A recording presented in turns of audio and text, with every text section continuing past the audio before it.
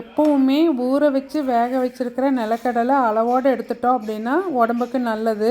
வறுத்த நிலக்கடலை கண்டிப்பாக ஹெல்த்துக்கு நல்லதில்லைன்னு தான் நான் சொல்லுவேன். அதை ஓரளவுக்கு எப்படி ஹெல்த்தியாக மாற்றலாங்கிறத இந்த வீடியோவில் கவர் பண்ணியிருக்கிறேங்க. பச்சை நிலக்கடலையை ஓவர் நைட் இல்லை அப்படின்னா ஒரு 4 மணி நேரம் ஊற வச்சு அந்த தண்ணியை ஒரு 4-5 டைம் மாற்றி மாற்றி நல்லா தெளிவாக ஆகிற அளவுக்கு அலசிக்கணுங்க. அதுக்கப்புறம் அந்த தண்ணி ஃபுல்லு வடிய விட்டு எடுத்துக்கலாம். நான் கொஞ்சம் பல்காக தான் செஞ்சு வச்சுருக்கிறேங்க. இது நல்ல வெயில் அடிக்கிற காலத்துல தான் பண்ண முடியும். தண்ணி வடிஞ்சதுக்கு அப்புறமா ஒரு காட்டன் துணிக்கு மேல அந்த முத்துக்களை எல்லாத்தையும் நல்ல ஒத்த வரிசையில் இருக்கிற மாதிரி நல்லா பரத்தி விட்டுக்கலாங்க. நல்லா வெயில் அடிக்கும் போதே இது குறைஞ்சது 2-3 நாள் நல்லா காய வைக்கணும். தண்ணியில ஊற வைக்கிறது மூலமா அதுல இருக்கிற பைட்டிக் ஆசிட் போயிடும் சயின்டிபிக்கா சொல்லுவாங்க. கலோக்கியெல்லாம் கிராமத்துல அதுல இருக்கிற பித்தமெல்லாம் போயிடும் அப்படின்னு சொல்லுவாங்க.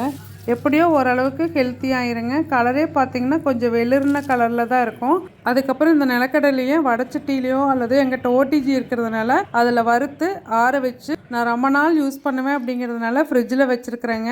பேலியோ டயட்டில் பாதாமை இதே மாதிரி ஊற வச்சு அது ஈரமாக இருக்கும்போதே வெயிலில் காய வைக்காமல் ஓடிஜியில் ஸ்லோ ப்ராசஸில் வறுத்தெடுப்பாங்க. அந்த மாதிரி கூட இதை ட்ரை பண்ணலாம். இந்த வறுக்காத ப்ராசஸ் பண்ணியிருக்கிற நிலக்கடலையும் நான் ஃப்ரிட்ஜில் தான் ஸ்டோர் பண்ணியிருக்கேன். ஏன்னா ரொம்ப நாளைக்கு வச்சுக்கலாம் அப்படிங்கிறதுக்காக. இந்த வீடியோ யூஸ்ஃபுல்லாக இருக்குன்னு நம்புகிறேன். தேங்க்யூ.